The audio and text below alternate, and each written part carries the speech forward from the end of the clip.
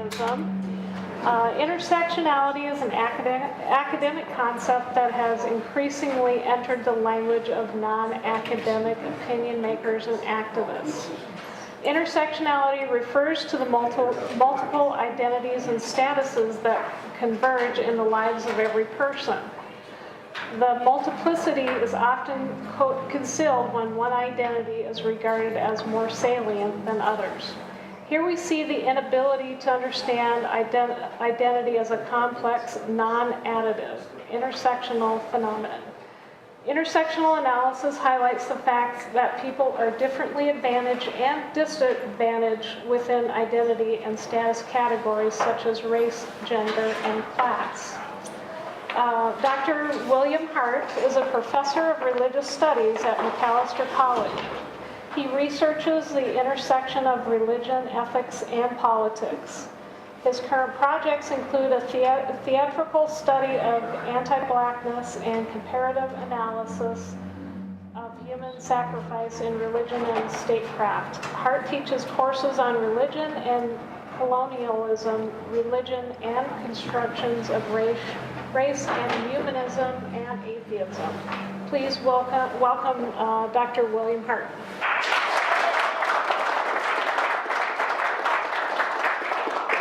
Well, thank you. Can everyone hear me well? Yes. Okay. Well, thank you for having me here. I'm looking forward to sharing a few thoughts with you. I am an academic, so I live most of my life with and among academics. I understand that some of the language that was in the description that was read might not be familiar to you. I'm going to try as much as possible to avoid academic jargon. If I use a term that you don't understand, then please stop me and ask questions. This is not a lecture where you simply sit and listen to me. If something occurs to you, if you have a question about something that I'm saying, then please interrupt me. In other words, we don't have to wait until the end of my remarks for us to have, an exchange of questions and answers. So I'll just try to put in simpler language what intersectionality is. And it's simply the notion that we oftentimes think of people's identities or their status, whatever that status might be, in simplistic terms. But in fact, all of us are an intersection of many identities.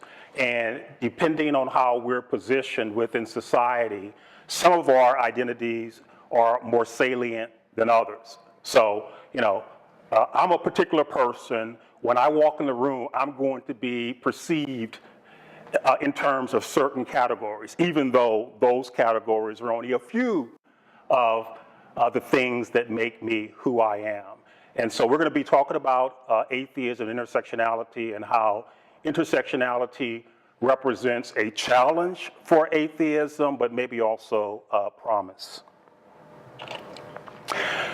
So Macalester College, for those of you who might not know, is an intensely blue bubble in a less intensely blue bubble called the Twin Cities, which at least geographically, spatially, is in a red state. And so part of what we do in places like Macalester is we try to respect the complexity of everyone that we engage with by sharing our personal pronouns. And we do this in part because we've come to understand that, gender is not a simple binary. That they're not only he's and she's, but there are people who don't identify with either gender or who have a fluid conception of their identity. And so we oftentimes will engage in this practice of telling people what our preferred pronouns are. These are my pronouns. So I tend to use masculine pronouns, but I also use a pronoun that's oftentimes used by people who experience themselves as gender fluid. They will refer to themselves as they or them. And I also use a couple of political pronouns to describe myself. Fellow worker, that says something about how I think about my political identity, and freedom fighter, which also says something about my sort of political identity. But anyway, those are the pronouns to which I answer. a 127-word description of me. Can anybody sort of make that out? Black cisgender, Heterosexual male, old family guy, middle income, anarchist, communist, social justice warrior, intellectual, atheist, humanist, naturalist. Okay, so that's a pretty long description. And that still doesn't encompass all of the identities that I have and all of the kinds of statuses that I occupy, but I thought that that would be a useful way of positioning myself, but also getting you to think about how all of us are complex intersections of many identities. And some of those identities get flattened out, or they're not observed, or they're not as salient for people who are perceiving us as others might be.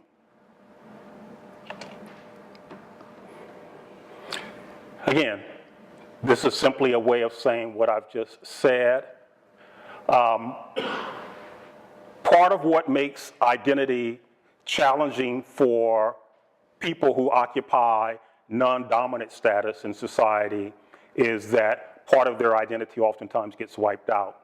And so the term intersectionality was coined by an academic. Her name is Kimberlé Crenshaw, where she was remarking upon this phenomenon that she and other black women scholars and feminists encountered all the time, and that is whenever there was a conversation about race, and particularly about black people, blackness was always normed as male.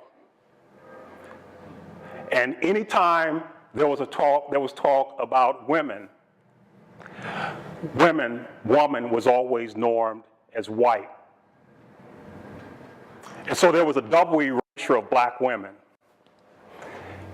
who were never fully present either in conversations about race and racial justice or in conversations about gender and gender justice. They become anomalies with respect to those two discourses. Other people get centered, they get erased. And Crenshaw was trying to come up with a concept, a way of thinking, which would encourage us to try to think about people in all of their complexity and multiplicity, and what happens when we norm certain kinds of identities in certain kinds of ways. You still see it today. I mean, think about the discourse, for example, around police violence against black people. Now, it is true that black males are oftentimes disproportionately, the victims of police violence, but black women are frequently the victims of police violence and the victims of punitive kinds of discipline and behavior that typically get normed as male. And so they disappear, even though we see examples of it in the media. Some of you probably remember a couple of years ago, a school resource officer, we just call them cops, who was at a local school, basically grabbed a young black girl and sort of threw her across the room. She bumped into chairs and just manhandled her, treated her in a quite brutal way. I mean, that happens frequently. But that kind of violent interaction between black people and police officers is almost always narrated in terms of what happens to black men, black boys. And so black women and black girls disappear from that account. So intersectionality is a way of giving us a way of seeing things in a more capacious way. So part of the jargon that we use in the academy is to talk about identities that are marked and identities that are unmarked. So I gave you that 127 letter description of me. And most of those identities that I described in that 127 letter word are my unmarked identities. When I walked in the room, you wouldn't know most of those identities. You might have inferred some of them. Certainly my identity as a black male was paramount. But many of the other identities, you'd have to sort of do some work to figure out what they are.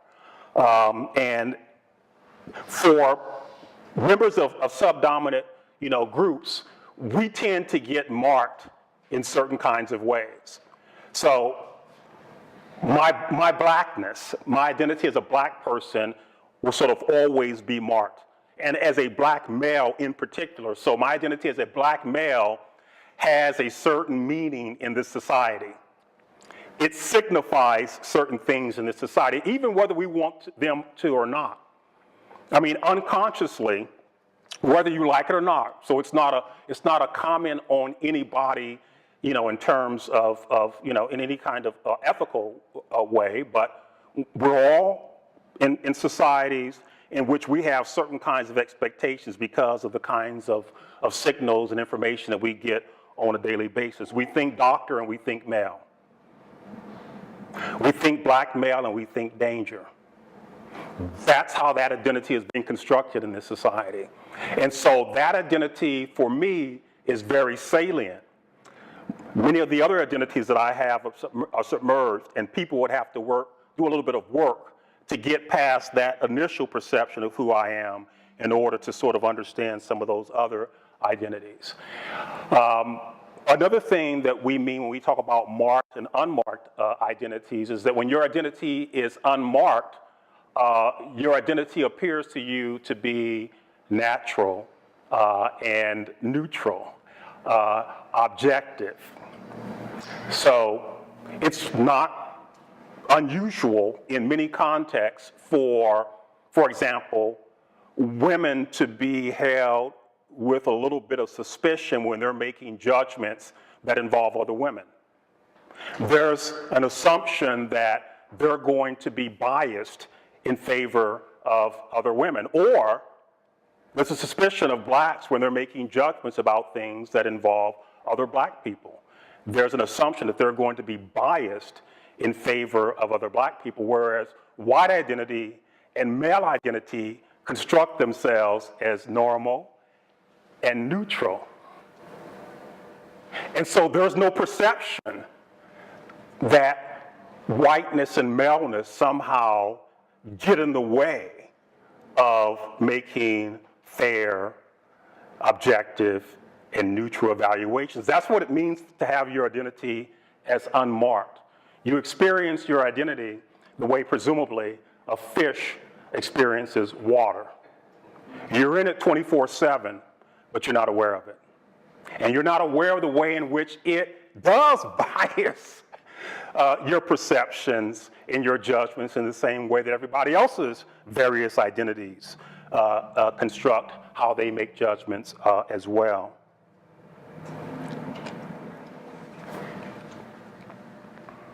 Before you leave that. Sure. So the Nora trial, was the jury makeup was almost a perfect example of what you just said, because I think they were saying there were 6 black males on the jury or some number like that. There were like only 2 women. But it was, the racial makeup and the sexuality makeup was the component that was told to the public. Mm-hmm. Is that an example of what you just talked about? Well, I mean, that might have been. This is a fair jury. Yeah, I mean, we know that historically, not historically, as a common practice, judges routinely and disproportionately strike black jurors. Across a range of cases, in part because they perceive black jurors as being more biased toward certain defendants and perhaps biased against certain kinds of sanctions. But I thought you were going to go someplace else with the Nora trial, and that is, who counts as innocent or who counts as dangerous? Well, that was part of it too. Yeah. Yeah. So the prosecution sort of used this discourse around how it was totally irrational to think that I'm repressing her name, the woman who was killed. Justine. Yeah, Justine. How he could have perceived her as being dangerous, whereas it doesn't matter in how defensive or vulnerable a position, look, Rodney King is being beaten by 10 white police officers with clubs, but many people viewed that videotape, Rodney King was dangerous. That's how it works. That's how powerfully, marked and unmarked identities work. Yes? If Justine were a black person and Noor was a white person, you think, given the same circumstances, the outcome would have been the same? I don't know. But, look at the Sandra Bland case. Look at the case of that white police officer I just described not too long ago, brutalizing that 12-year-old girl in the classroom. We look at the case of the black police officer acting just in an incredibly inappropriate way to the black teenagers who were swimming in a pool where one of the white residents assumed that they did not belong. So, it's hard to know. You're dealing with individuals, you're dealing with different circumstances. So it's hard, I think, to look at an individual case. I think it's better to look at across many cases. And I think when you look across many cases, it's pretty easy to come to some judgments about what's going on. Tamir Rice, too. Yeah, Tamir Rice. So who's perceived as dangerous, who's perceived as innocent? That's part of what the salience of various identities means, and what kinds of meanings those identities are invested with. Look, our nation is troubled by periodic outbreaks of mass killings. A tiny percent of those mass killings, for example, involve black men or black women. They're almost always young white men. But there's no trope in this culture about dangerous young white men.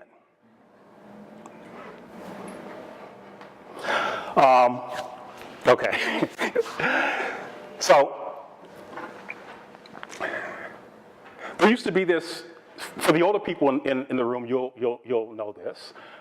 There used to be a common feature of our discourse called the Negro problem. What are we going to do about this Negro problem? And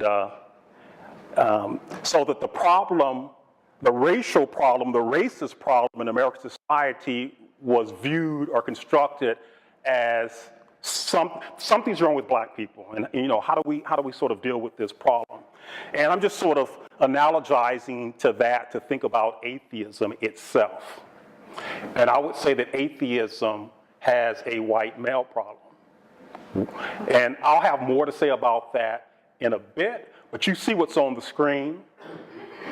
Again, we have certain perceptions of who and what an atheist is. Certain voices are louder than others, either because they already have more cultural capital or because they're positioned in the culture in particular kinds of ways. And both whiteness and maleness carry certain presumptions in the culture about who has the authority to speak and whose voices should be listened to. So for those of you who don't know, this is Sikavu Hutchison, who is a pretty prominent black woman atheist.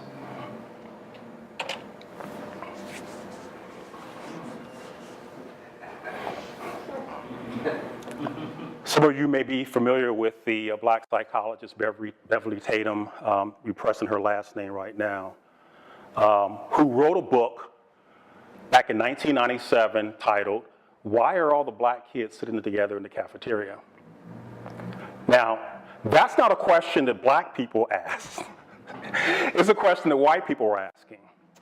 It's an interesting question because it tells us something about marked and unmarked identity, about the assumption that certain ways of being are normal and others are anomalous. So, and I've had similar kinds of experiences to, most of my professional life has been in predominantly white environments. And so to hear a question like this always seems strange to me, because from my perspective, looking around, I see table after table after table that's full of white people, and it never occurs to those white people at those tables, why are all the white people sitting at the same table? Now, I pose this question this way because I want us to think a little bit about why it is. Well, look at this room. Look at this room. And what do you see? So, I mean, why is that? Well, I'm going to say a little bit more about why that's the case.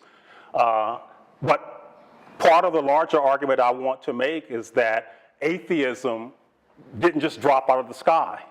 American atheists didn't drop out of the sky. They share the same history, the same culture, and the same issues that everybody else in American society does. So there may be, or many atheists might perceive that there is a fundamental chasm between them and theists. But at least on this issue, and I would suggest on a lot of other issues as well, maybe the difference isn't so great as we might think.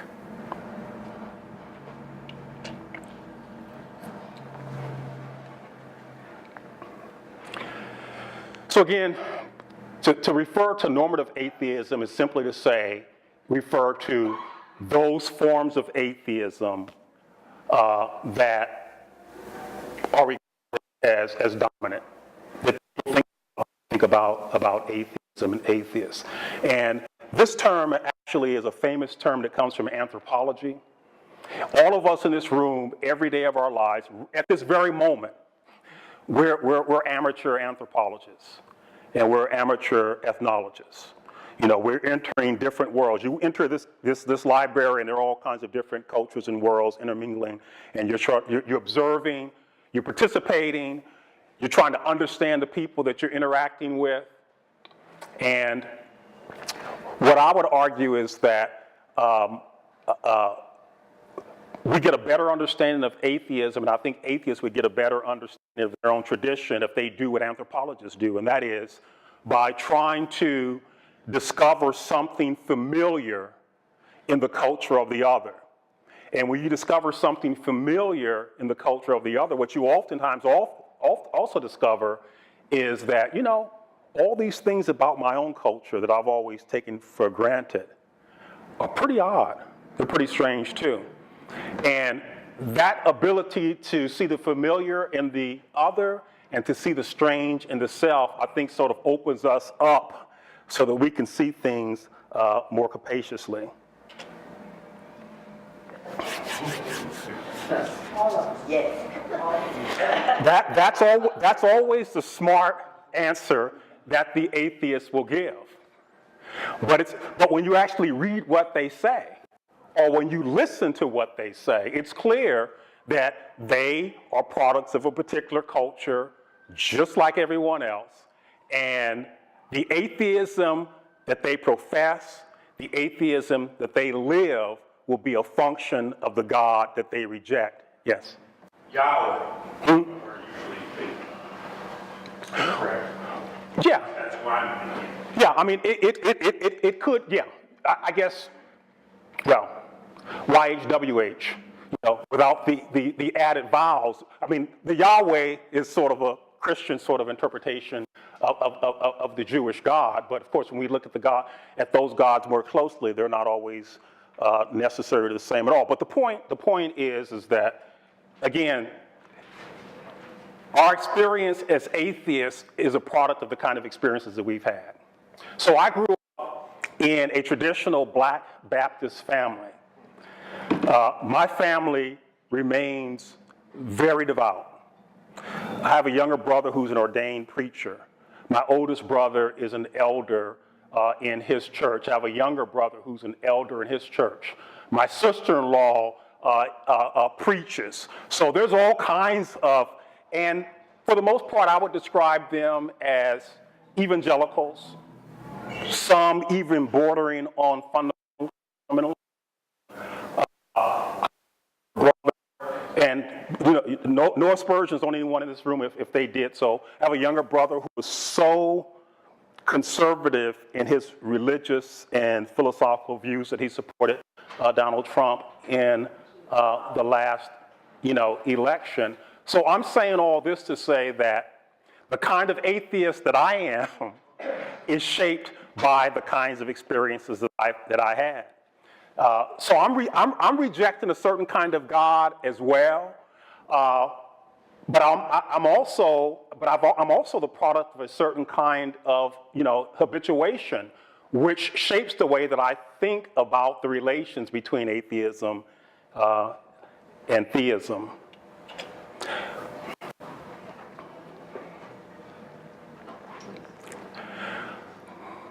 I mean, maybe there's a generational divide among atheists. I think that there probably is, but oftentimes when I talk to older atheists, and I'm older, but maybe atheists my age and maybe older, they have a certain disposition toward the big three here that borders on dogmatic.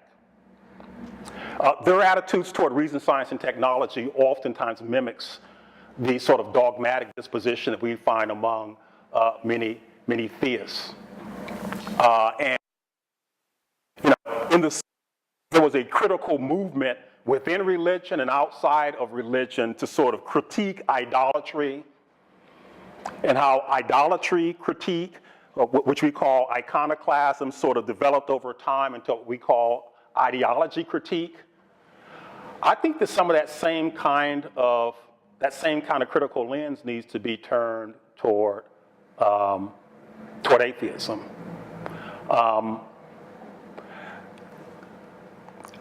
Modernist ways of thinking about reason, science, and technology have been challenged, and have been being challenged for 50 years now. So, the notion that there's one way of being rational simply, we know, no longer holds water. Rationality is a good thing, but we shouldn't oversell it. Because reasonableness, rationality is always, relative to your assumptions. You can be perfectly reasonable, within a set of assumptions. And so, I mean, reason is good, rationality is good. It's better to be reasonable than not. But, let's not oversell it. Science is a wonderful thing. It's a wonderful practice. It's given us many discoveries. And it's made our lives better in innumerable ways. Of course, science also has a dark side. The duality of science expresses itself in technology. Technology makes our lives easier. I'm using PowerPoint. I've got a cell phone here. They make my life easier. Of course, it makes it easier for the government and for corporations to surveil me. Police know where I'm at all times because they can see my signals binging off towers. I'm always under surveillance. I drive down the streets, the cameras are always taking my pictures. I'm under surveillance.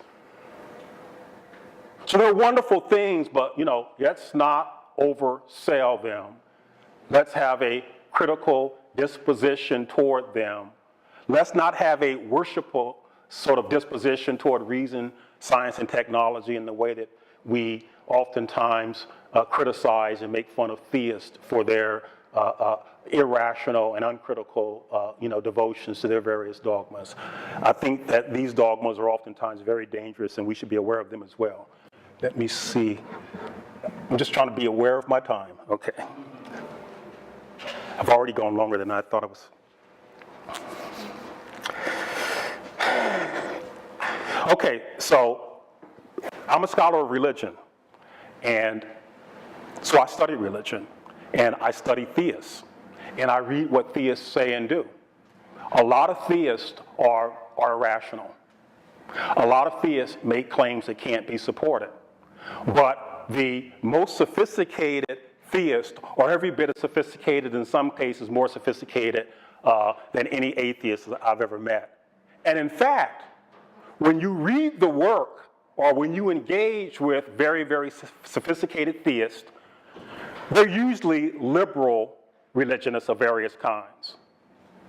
It's really hard to determine where theism ends and atheism begins. Yes. What do you mean by sophisticated? Well, I think typically when atheists think about theists, they think about people who believe in a God.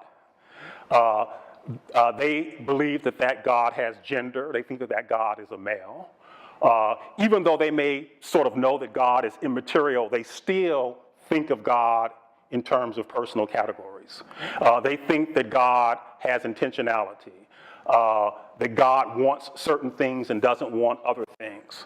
That's what people typically think about when they think about God, that God is sort of like humans, except he's superhuman.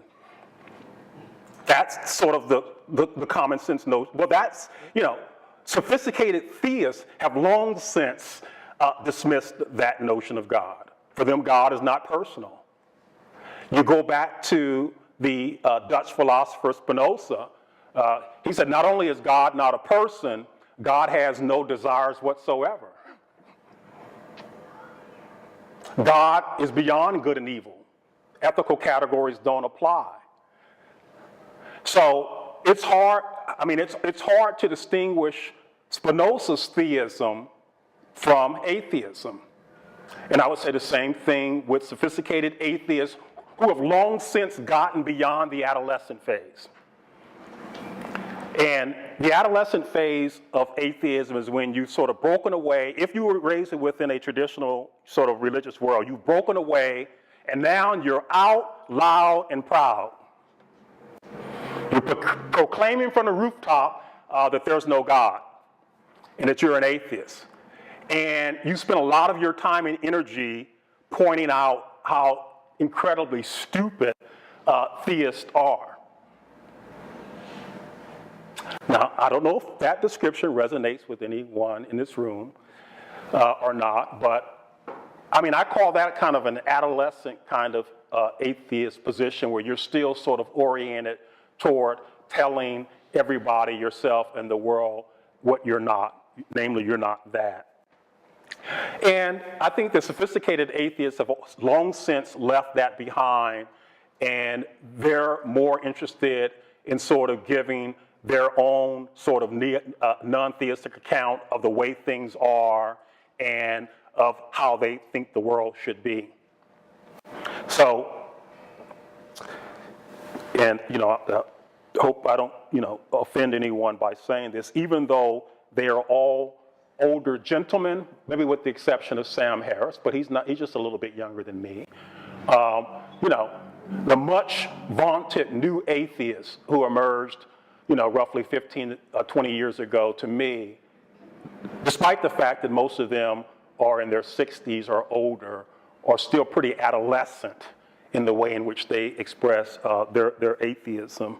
They spend all their time telling us how stupid and irrational theists are, but they tell us little about how we should imagine the world, how we should imagine our lives, and how we should construct our world in such a way that it's a hospitable place for all beings, sentient and non-sentient. Does a sophisticated theist pray to God for peace?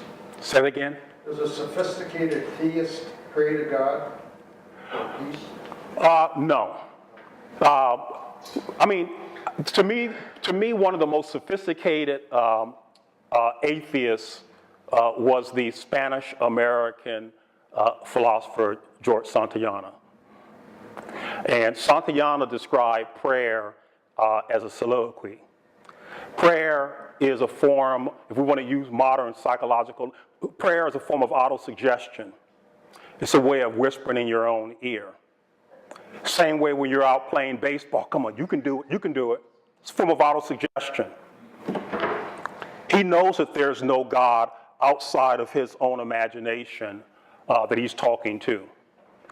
He's talking to himself. Now, prayer is a ritual act, like many other ritual acts, and the purpose of ritual acts, of any kind of pattern behavior, is to sort of orient us, to make us comfortable within our environment, and to create solidarity with other people. And so, to answer your question, yes, there are some sophisticated theists who pray, but they understand the act of praying differently from a traditional theist. In the same way that there are all kinds of ritual behaviors that I'm sure many of you engage in. You might belong to fraternal or other kinds of societies in which you have all kinds of ritual behaviors. Some of you, maybe not, this might not be the group, but some of you might put out your flag on the 4th of July. You might observe other kinds of rituals around the treatment of the flag. We can go on and on. There are all kinds of ritual behaviors. Just yesterday at my institution, we held, our 100 and something commencement. And it was all full of pomp and circumstance. And people are walking, down in rows, in medieval gowns. And, we faculty have on certain kinds of hats. And we with PhDs, we have certain kinds of hoods on. And the students have other kind of attire. Those are all ritualistic acts which sort of give. Again, it's a kind of an act of solidarity. It's an act of meaning making. The fact that one does not believe in gods does not mean that one can live one's life without ritual behaviors. And ritual behaviors do not presuppose or require, the acknowledgement of the existence of a God. Okay. Okay, I guess I had more to say than okay, I'm not going to spend too much time on this because I'm running long. I'm not going to say much about. I'll simply say that this really relates to the last screen, and that is that sometimes atheists are a bit too binary in the way they think about theism and atheism. And the last screen was to suggest that theism and atheism is a continuum. And sure, if you look at the stereotypical examples, on the extremes, they look like they're 180 degrees apart. But if you do the kind of work that I do, and you read a lot of sophisticated theists, and you read a lot of sophisticated atheists, it becomes clear to you that oftentimes the space between them is less than the space between them and other people on their side of the spectrum.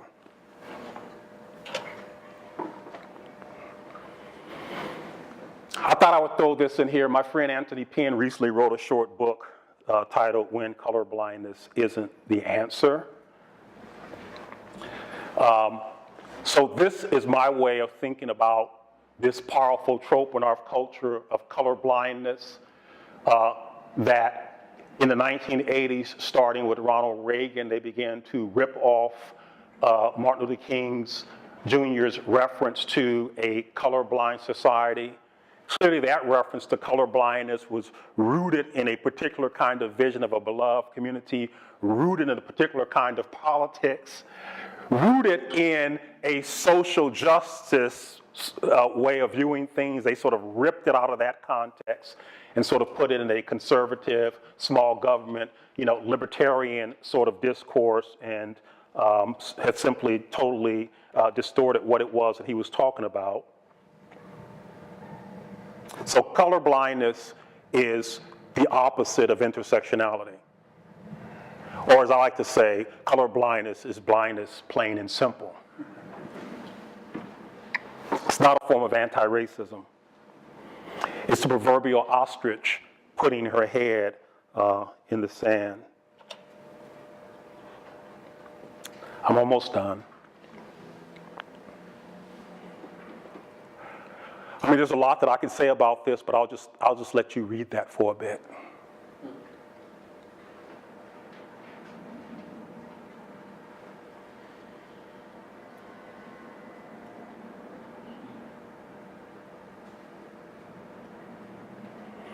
I think sometimes atheists think that they've done the necessary work that needs to be done by simply renouncing God. And they see God or belief in God, they see theism as a proxy for all of those nasty things that they don't want to be associated with. But that's not true.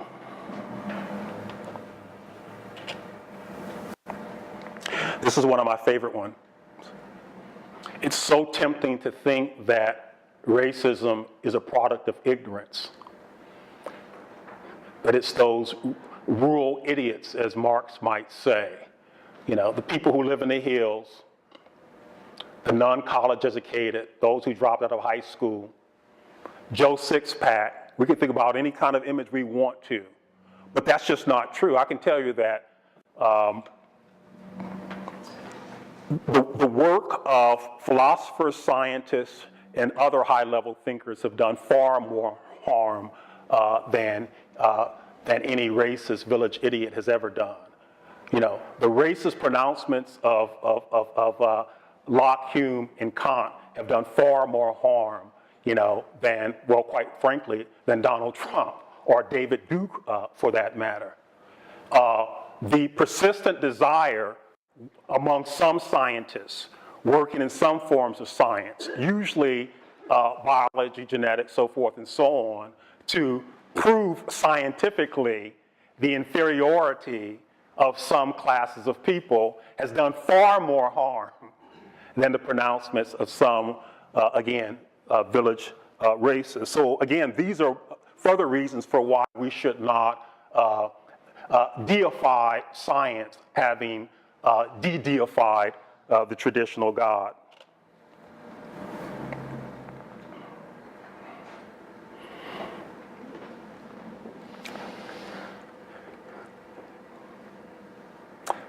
Sometimes, especially as a self-identified black atheist, sometimes the question is asked directly, sometimes it's sort of indirectly. And the question will go something like this: well, so why are black people so religious? Or why are, I was just so why are black, I was trying to mimic the question. Why are black people so religious? Why are black people so religious? Or why are black people Christians? Hasn't Christianity been identified with all kinds of terrible practices that have harmed black people? For example, the institution of slavery.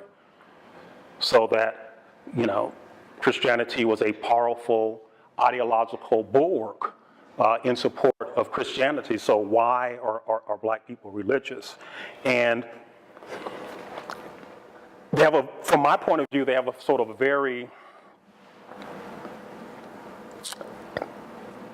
they don't have a very nuanced and sophisticated sort of understanding of the phenomena. So I'll contrast what I'm trying to say with science and democracy.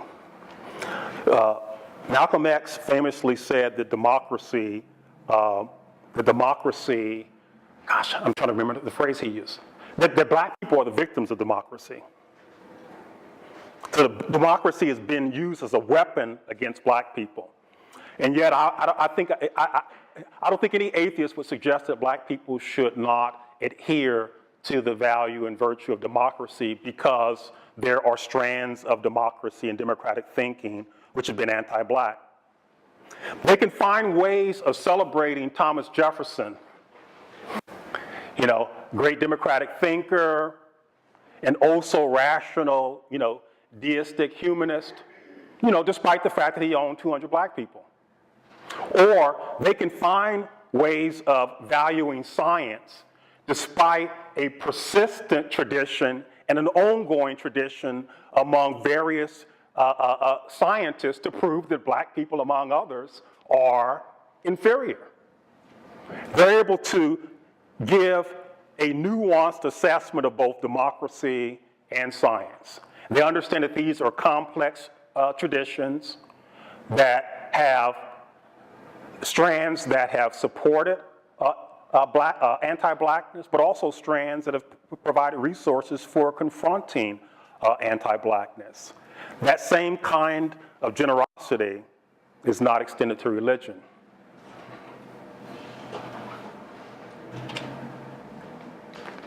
This is my last slide. But this is what I've been talking about sort of indirectly.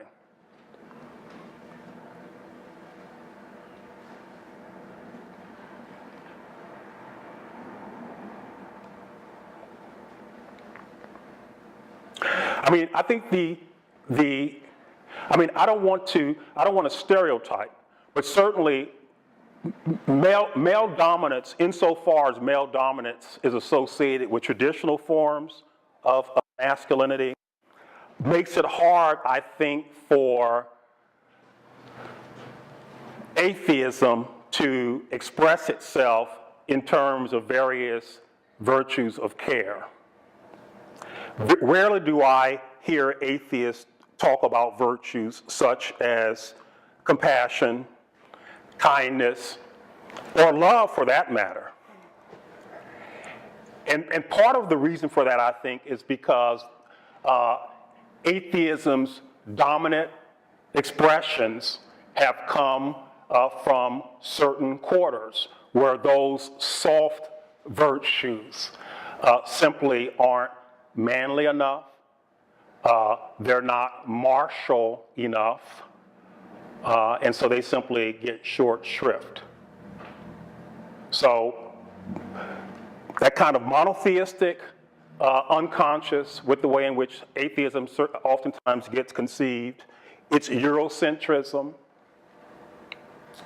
I mean, again, part of the interesting thing about being a black atheist and being a scholar of religion is that I'll read 16th, 17th, and 18th century accounts of European Christian explorers encountering people around the world, usually in Africa, the Americas, elsewhere, and they oftentimes reported encountering people who did not have religion.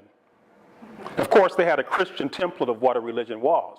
And so they would encounter people, and they would say, we've encountered people who did not have religion. And for them, having a religion was a differential marker of humanity.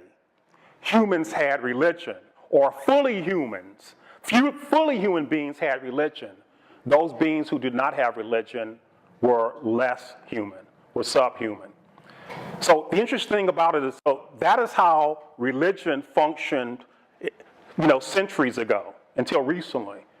By the 20th century, people like me, black people, were then being accused of being too religious. So in either case, religion becomes the fulcrum around which the humanity and the equality of non-white people in general and black people in particular get judged. In the first instance, we're not fully human because we don't have religion. In the second instance, we're not fully human, or we're not equally human because we're too religious. And I'm suggesting that that's part of the atheist unconscious. And then a certain kind of elitism, yes? So we recently had a researcher from the University of Minnesota come in to talk, and she was part of a project that's being done, connected, I think, to the Pew study, in changing how they analyze religious and non-religious people, because there's this group called none, Right. which is huge. It's not they're atheists fall into it, people who call agnostic, a whole group of fall into it. So what they're finding, and I don't know if this is part of how you look at atheists right now, are known by the people who are most vocal. Mm-hmm. That's Right. not necessarily the people who are actually atheists. Right. And that's what these researchers are finding, is they're looking at ways to change their study patterns so they can find out more information about the non-religious. Because before you found it out by asking religious questions, and then you only get the person who would say, no, I'm not religious. Right. And you just fell into this category that was an abyss category. Right. I mean, Does that change your thinking on how you analyze it? If there was more information about contemporary views, or? well, I mean, I agree with some of this research. I mean, I've recently read a study which using different sort of metrics suggests that somewhere in the vicinity of 27% of the American population is atheist or agnostic if you use the right kind of metrics. Part of the problem is that you're right. There are all kinds of problems. The questions are framed, but also very, very powerful normative pressure against self-identifying as atheists. Look, I can tell you, I'm in about the least popular class of people there are, a black atheist. I mean, there have been studies which show that atheists are the most suspect group in the country, for example, when it comes to political office. That most people could not imagine electing a self-identified atheist, for example, as president. So, I mean, I think that there are more atheists. I think that if you go to any religious institution, that the person sitting next to you on a pew might be an atheist. But people participate in religious life for all kinds of ways, in the same way that people stay in bad marriages for all kinds of reasons. And some of those reasons for staying in bad marriages might be good, but people stay in bad marriages for all kinds of reasons. Doesn't mean that they believe in bad marriages. It means that there are either other goods associated with that marriage that keeps them there. Well, I'll just leave it at that. And so I think that there are plenty of people who hold membership in religious institutions who are otherwise atheists, but who don't want to deal with the kind of social pressure of self-identifying as an atheist, and who stay in those institutions because they provide. Do you think Steven Pinker comes under your Eurocentrism?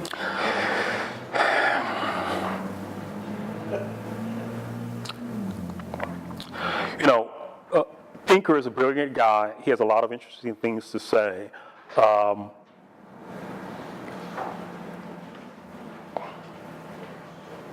think I'm going to defer an answer to that question. I mean, I don't know, but probably.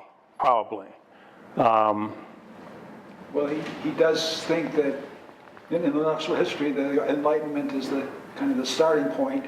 Right. That you can't stop with where it was in the 18th century, but these values of the Enlightenment are the ones that we build on. And in a sense, it was a counter to European centrism, in that the Enlightenment was originally against the things, the hallmarks of European society, of civilization. Or at least certain articulations of what was then contemporary European society, but the Enlightenment is simply a new Eurocentric response to an old Eurocentric response. The fact that Enlightenment was calling into question, the dominance of the Christian church, the dominance of then emerging nationalist ideology, so forth and so on, does not mean that it did not instantiate or it did not put in place a new form of Eurocentrism. Find this in the very thinkers that you're talking about. Take Kant and take Hume, who spent a lot of their time talking about the structure of rationality. And both thought that my very physical embodiment, my very blackness, was a sign that I lacked rationality. So again, sure, they called certain European notions into question, but they installed new notions. And in some cases, those new notions were actually more pernicious, because part of what emerged in conjunction with the Enlightenment were polygynous theories of human development. Part of what the biblical worldview suggested, even if the biblical worldview recognized that there were a hierarchy among people, at least bottom line, it held that all people were part of a common humanity. Out of Enlightenment science, you had theories of polygyny that developed, which suggested, in particular, that black people had a separate, independent origin of development.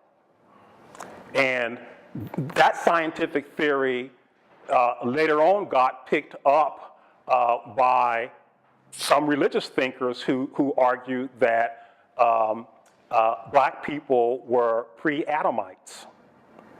So the notion that there were people who existed before Adam and Adam's progeny, and that pre-Adamites are a wholly different sort of group of people. And this is a very sort of important component now of neo-Nazi and neo-fascist ideology. So the neo-fascists, so take the development of, I'm not making a kind of dialectic of enlightenment argument here, that rationality, crashes on the shoals, but part of the product of European enlightenment is those ideals being picked up by neo-Nazis and neo-fascists. You may or may not be aware of this or not, but there's a tremendous battle that's going on right now in the academy, within the classics in particular, because the neo-Nazis and neo-fascists are appropriating classical identity. I mean, they do something as simple as they observe all of these statues from Greece carved in white marble. They're not aware of the fact that in the ancient world, they were painted. And they see that white marble, and that whiteness itself becomes, for them, one more indication of the superiority of white identity. And so, this form of study, or these forms of study that grew out of an Enlightenment world, have been picked up by the neo-Nazis and the neo-fascists. Pinker would say, if we apply a reason and science and so forth as it should be, we could deal with this stuff, debunk it. And just a footnote to this is that I was at Andover Newton when, not at the same time, but just cross town at Boston University at the theological school. That's where Martin Luther came. And I could hear, it seemed to me like he did just the greatest synthesis of the best of the Enlightenment with the best of Christianity. And are you talking about King or Pinker? Are you talking about King or Pinker? Yeah. Okay. Now I'm being funny. A couple of hands here. I'm back to sort of that norm, being outside your norm. Do you ever do exercises for how you get out of your head and out of your norm? Because I feel like sometimes, if you try, you can see peaks around it to realize you're in a bubble. But how do you exercise that better to get out of your bubble and sort of see the constraints you've built around yourself? I mean, it's hard work. I mean, all of us are social beings. Before we can think for ourselves, other people have to think for us, and we sort of learn. And we all tend to do what people around us do, no matter how much we know or how little we know. And so when you're in, it's hard to go against the norms of your social world, which is why most people aware that you're constrained by them, and to try to see past them before you can even go against them, you have to be aware of that. Right, and many people never become aware of the fact that they're in a particular kind of social world, and then many people who are aware of the fact that they're in a particular kind of social world don't do anything to try to counter it, or they may make the judgment that. So I'm gonna give an example that's very, very political, but I'm gonna do it anyway. I think that the vast majority of Republicans, for example, in Congress, know that Donald Trump is a total disaster. But for good or for ill, as people say, the Republican Party is now Trump's party. They're very much aware of the fact that he's trashing principles that to which they subscribe. And they know this. So the problem with them is not a question of awareness. Then it becomes a question of will. But they're unwilling to do anything about it because of the suicide that it might mean for them. And so, they're not saying anything or doing anything. So there was one Republican congressperson who yesterday came out and said that Trump has committed acts that merit impeachment. this morning, or maybe yesterday, Mitt Romney said that he was very, very courageous to do that, but that he wasn't sure that, in fact, the Mueller report had provided, any sort of evidence that that Trump had committed impeachable offenses. So, all of us every day. I mean, you could just look at your own life. I can look at my own life. I can think about. Every person in this room, I think, can, if they're honest with themselves, can think about norms, a social world that they're embedded in, practices which they think are wrong or unjust. They know it, and they want to push against it, but for all kinds of reasons feel constrained. Maybe if they push against this norm, they're going to lose their job, and they can't support their family. So what I'm trying to say is that I think it's a twofold problem. It's a problem of knowledge, of people actually becoming aware of these facts, and then it's a question of will. Being aware of those facts, can people push against what they know is wrong and do something to change it? So I think it's at least a two-level problem and not a single level problem. It's not a matter, Socrates thought that to know the good was to do the good, but we have a much more complicated view of things now, and we know that just because you know the good doesn't mean that you're going to do the good. And I think, that identity of what you are is the norm, which means the other guy is the one who's wrong. And, and it's something, a lot of the conversations and stuff that goes on around, racism, when it's one of the, the big sort of dividing lines. Mm-hmm. Especially, I'm going to be going on vacation to Alabama next week. And mm-hmm. So I sort of struggle with some of that history and that racist stuff. I'm having to pull back myself, but we have the highest wealth disparities, we have the highest education gap, and really we're in the modern, extremely racist state. And in the 60s you had freedom riders, everything that they could fight against, but somehow we're better than that. So we're not fighting back against it, but it's the same thing cloaked differently, but we accept it because it's the water we're living in or something. Anyway. Yeah.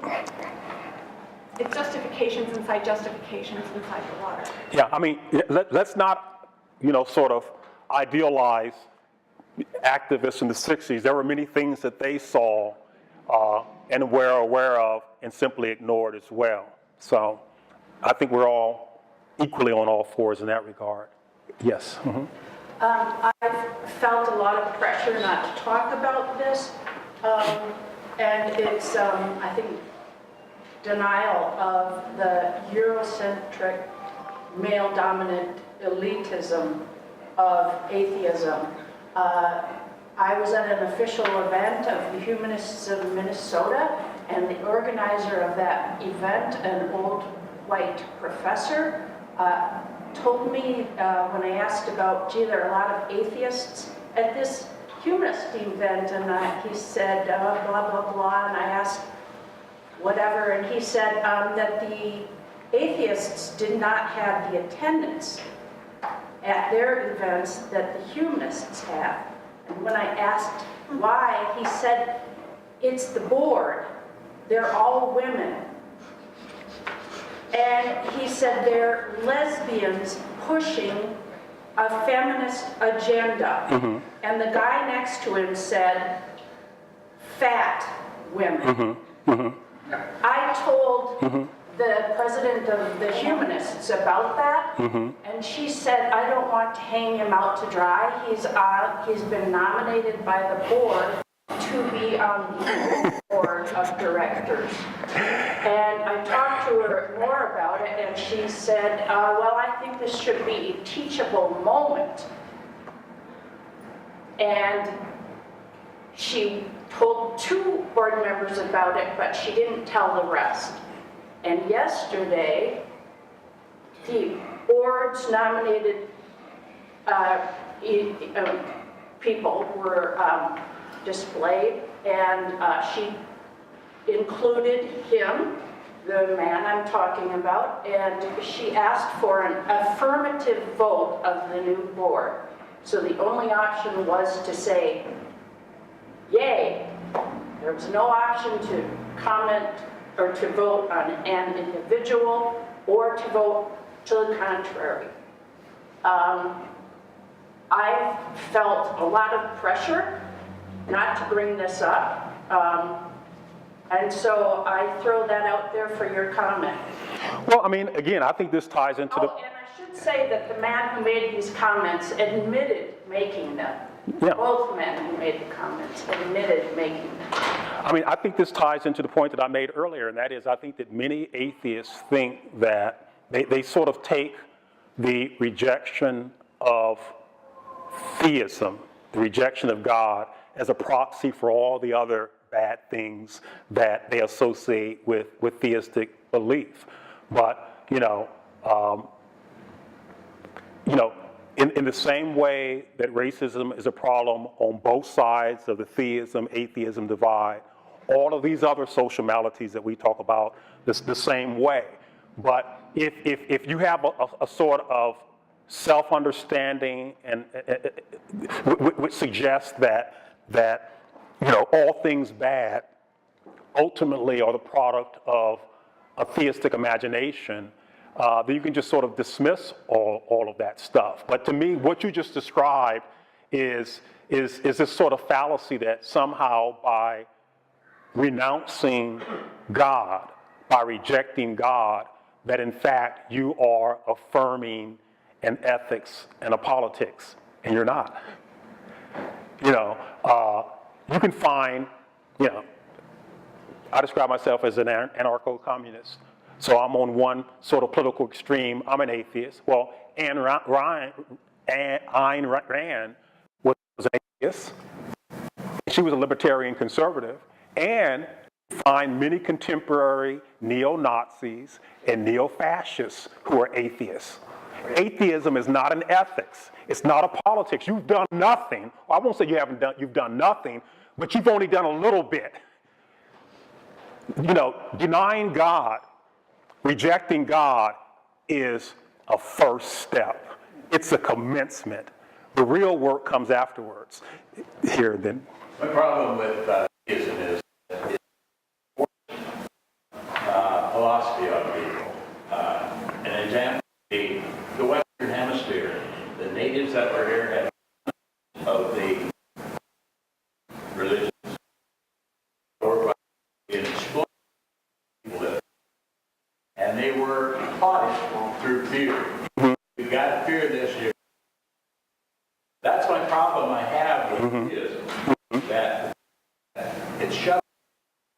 If you came by it naturally, that's fine. But my question to you, with that background, is I know not all black people got here via the slave ship, but has there been anybody that identified any beliefs that they brought with them on the slave ships, of the ones that are here in that way? Their traditional African religious beliefs that did they have any monotheistic beliefs? Oh, I see what you're saying. Yeah. So I'm gonna answer your question by first going back to the first comments that you made. So you said you dislike theism because it's forced upon people, and then you referred to the native peoples and how this was sort of forced upon them.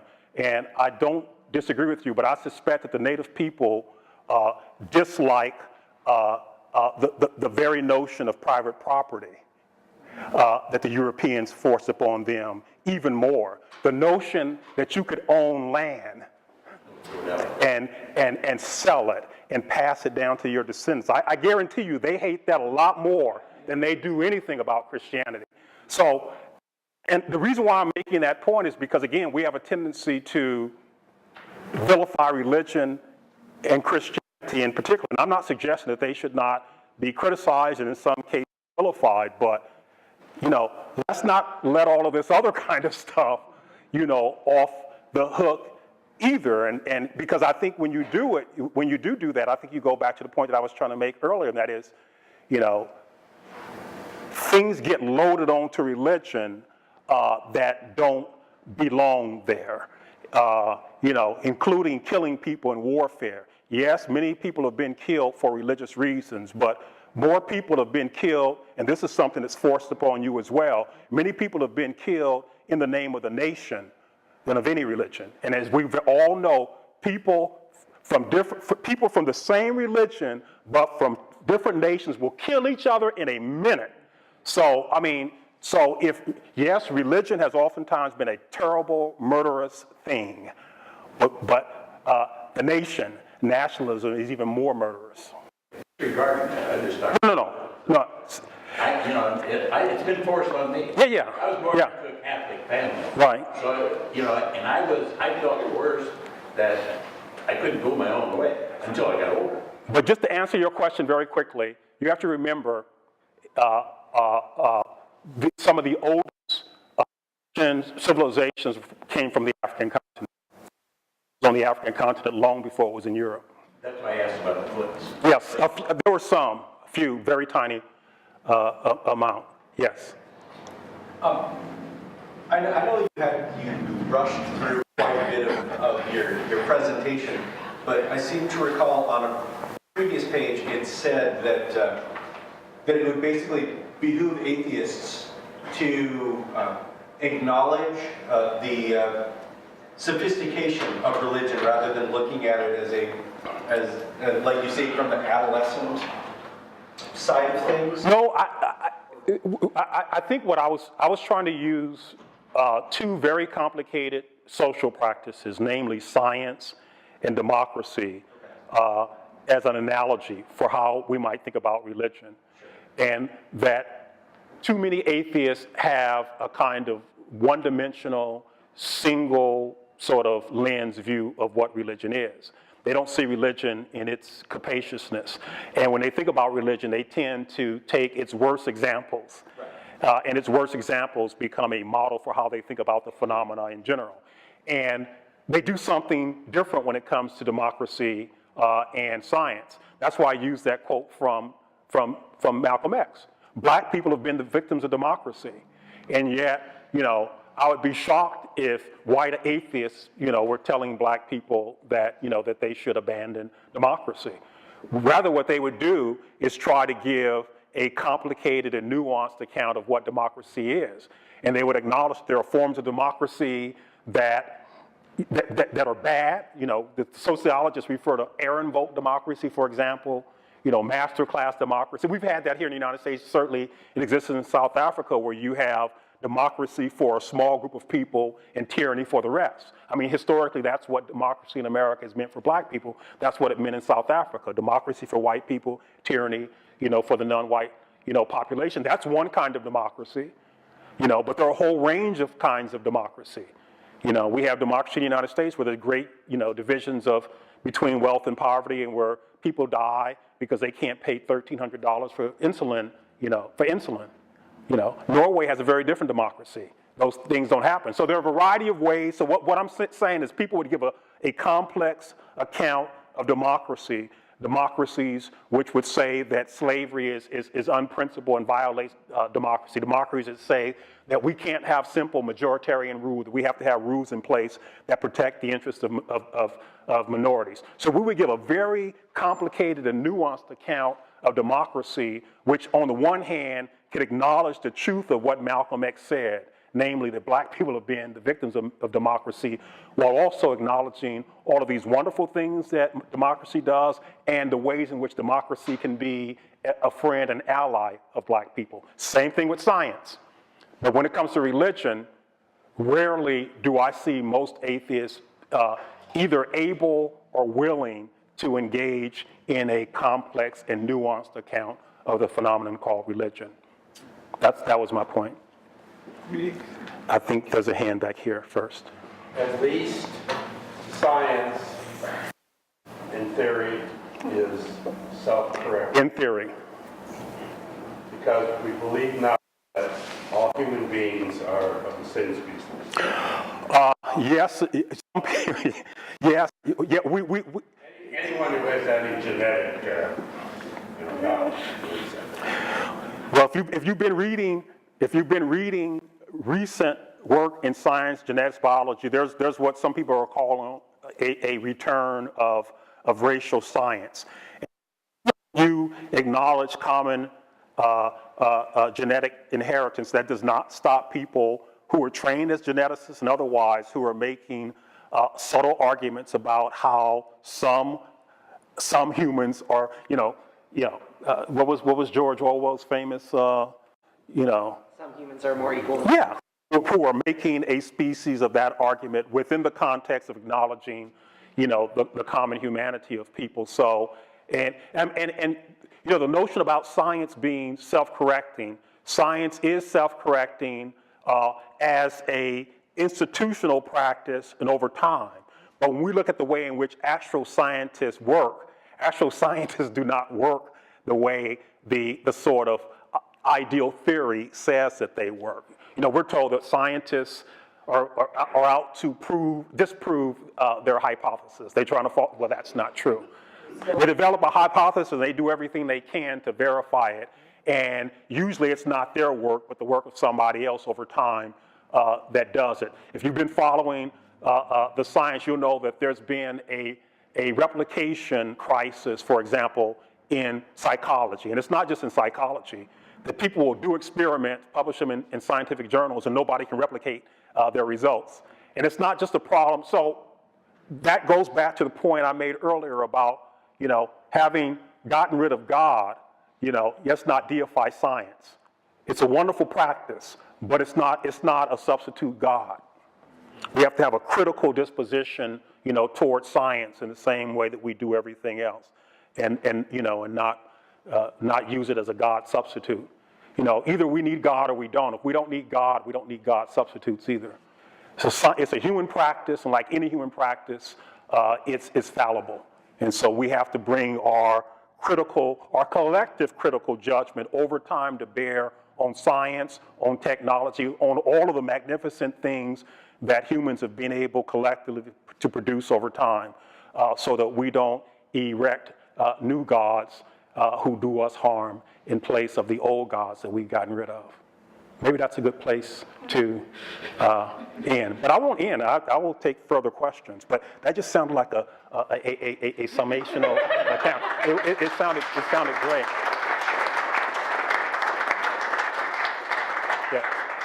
Where can we learn more? There are a lot of places. Obviously, organizations like this, I'm sure, can put you in touch with. What specifically learn more? Learn more about what? I guess I should ask. I would audit your classes. Oh, okay. If that were possible. Yeah. Well, there are many people who have the knowledge that I have, and people who have more knowledge. So, if you look around, I think you can find people who. Yes. Do you have a bibliography that you can share? I don't have anything with me, but I can share something with Audrey, and maybe she could make it available. Okay. Well, your earlier predecessor, Anthony Pinn, who started at McAllister, Yep. has about, I don't know what he's up to, 30 books. And he's really discussing the same thing you are, right? Yep. I've known Anthony since graduate school. We were in graduate school at the same time, so I've known him for a long time. So he said he went to Harvard Divinity School and he lost his religion there. He was at Harvard, I was at Princeton, and so that's when we first met each other, a long time ago. His first book was Redemptive Suffering, which is kind of an interesting it's a short little book about, he critiques it's about it's about theodicy, and he's critiquing. But he writes about your whole presentation, right? Yeah. There's overlap. We have differences. We have differences, and part of some of my critique. For example, Anthony makes a claim that I think it's false, and I've been challenging it here, and that is the notion that theists are irrational. I don't think that theists are irrational any more than I think that atheists are rational. Now, I've met a lot of atheists who are rational. But a lot of atheism comes from the same place a lot of theism comes from. It comes from a kind of a gut sense that this is not right or this is not true. And it's not something that people have spent a lot of time sort of working through in any kind of, reasoned way. So any kind of binary claim that theists are irrational and atheists are rational, I think is false. We have other differences as well. For example, I think he subscribes to the notion that racism is a distortion of a neutral category called race. I think that's false. I think that racism precedes race. I think that first you treat people badly, you exploit them, you think transatlantic slave trade, think the dispossession, of the native peoples, and then you create categories to justify what you do. So I think that racism is the parent and race is the child. So we disagree fundamentally on how you understand the relationship between race and racism. So, and, he began as a theologian. I began as a philosopher of religion, and so we also, for those reasons, sort of come at things differently as well. But you're right. We're both atheists, and we share a lot that's common. Mm-hmm.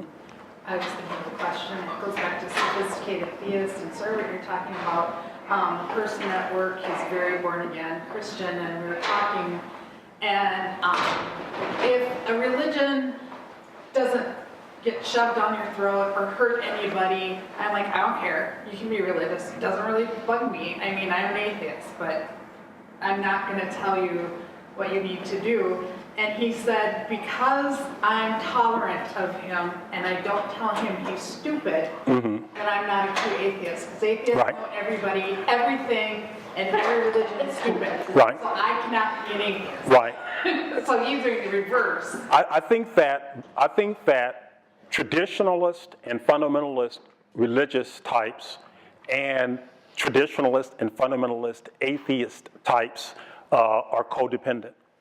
Are what? They're codependent. Codependent. Their own sense of self and their own integrity depends upon the rejection of the other. I can remember years ago when I was teaching at Duke University and I was engaging a really famous theologian by the name of Stanley Hauerwas. And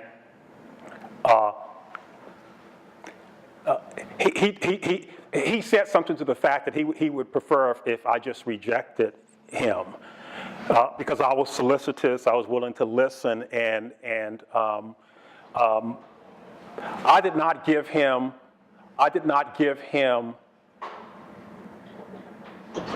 He was not able to engage in a kind of jujitsu against me. Yep. And I think that, again, I'll just take one of my favorite whipping boys. I just think that someone like Richard Dawkins, for example, depends upon someone making, or even someone who's a little bit more sophisticated, but still Sam Harris, they all depend upon people making crude arguments about religion. Because if you make a sophisticated and nuanced argument about religion, then they can't do what they want to do, which is why Sam Harris does something that a philosopher might do, but not someone who's really interested in looking at a phenomenon and all of its empirical messiness and then trying to make a judgment about it. So when he talks about religion, he wants to limit what religion is to the extreme examples. Well, why does he want to do that? Because he can't make the kind of arguments that he wants to make against what he calls religious moderates, and certainly can't make those arguments against religious liberals, because they agree with him on 90% of the thing. And whether the crux of the issue is that even though they might agree on 90% of things, in the end, Dawkins or Harris is an atheist, and they're theists. And so, well,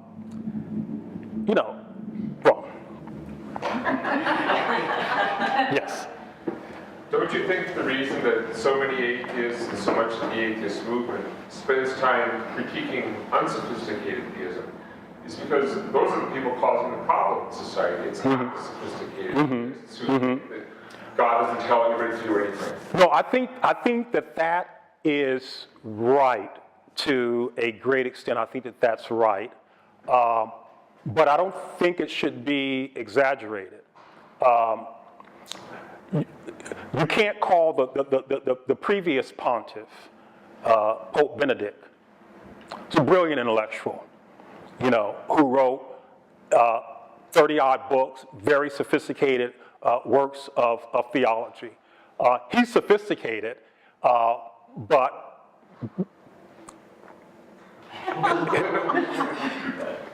He likes control. His policies had way more influence than the typical, again, I'll just use, stereotype, Joe Six-Pack, crude, theist or Christian spouting off, some kinds of, I think there are 2 billion or 2.5 billion Catholics in the world, so presumably probably somewhere in the vicinity of at least half of that, if maybe not more, are women. And they're subject to his views on how women's bodies should be policed across many kinds of practices. And he's not crude. He's not a crude religious thinker. He's not a fundamentalist thinker, at least not in the Protestant sense. But his views, or at least the policies that are associated with his views, have terrible and pernicious consequences for the lives of at least 1 billion women in the world, if not more.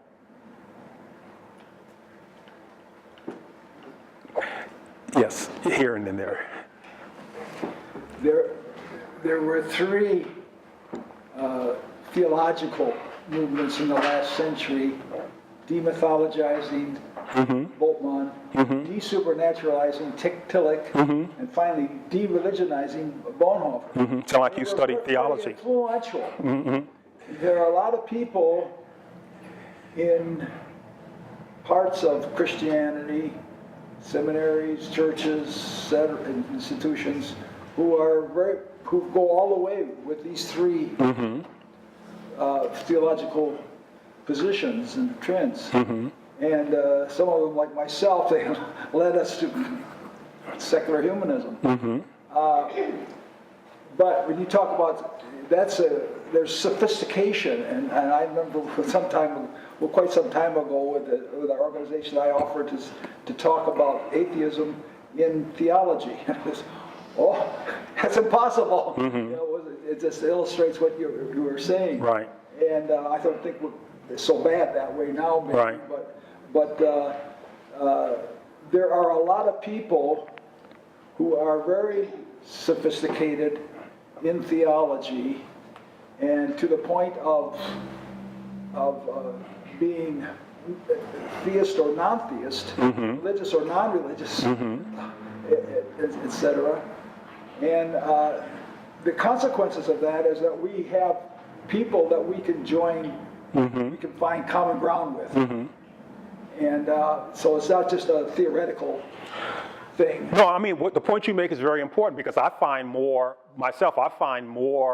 community and people who are closer to my politics and to my ethics, who are sophisticated liberal religionists, than I do to the Sam Harrises and the Richard Dawkins of the world. So Harris and Dawkins and I, all 3 of us, call ourselves atheists, but I have more in common in the politics and worldview of many liberal theists are close, and I prefer to hang out with them more than I would with them. And so, that goes back to the complexity of identity that we began this whole talk with. It's not so simple. It's much more complicated sometimes than we allow. I think there was a hand here. I'm not sure how to phrase this, and I know we're out of time, but maybe you can direct me to a book. But what I'm working with is, at what point does the God of a sophisticated theist become irrelevant? Well, that's the whole debate. Relevance is we could think about relevance as a kind of a social sort of phenomenon. We could also think about it as an existential phenomenon. And religion certainly, or any kind of phenomenon, both has a kind of a social component, but also an existential component, so that, even if something is irrelevant for a group, it still might be existentially relevant for a particular individual. But to answer your question more directly, I think this is where the division between sophisticated theists and sophisticated atheists occurs. I have a very good friend. He teaches at Boston University. His name is Robert Neville. He just recently published his 3-volume work called Philosophical Theology. He calls himself a theist, but when I read his theology, it sounds like atheism to me. But I mean, there are no bright lines. I think any kind of, there are always boundary problems in any kind of phenomenon you look at, where different phenomena abut each other, and where they abut each other, you can't really, how you make that decision. I had a screen up there where I just went away from it. Do we lump or do we split? So how do we deal with phenomena like that? I think that the binary thinkers, they're going to want to just split. Other people are going to want to lump.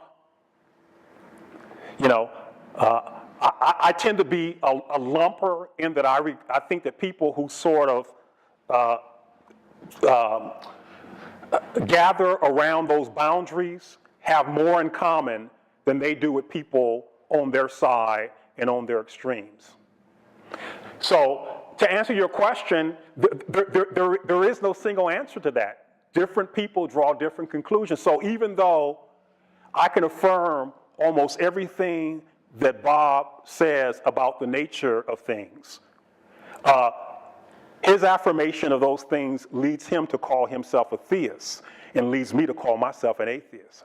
And I don't think you can get beyond that, because I think that border phenomena is always fuzzy, and people come to different conclusions about how they should characterize that phenomena.